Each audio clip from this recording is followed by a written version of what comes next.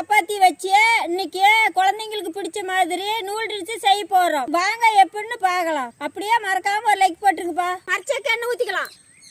இதே மாதிரியே சுத்தமான மரச்செக்கு எண்ணெய் வேணும்னா கீழே இருக்கிற நம்பருக்கு மெசேஜ் பண்ணுங்கப்பா.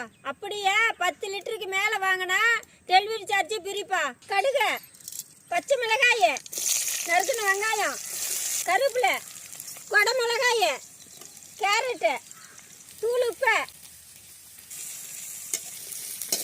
சோயா சாஸ், தக்காளி சாஸ், முட்டை 2 உடைச்சு ஊற்றிக்கலாம்.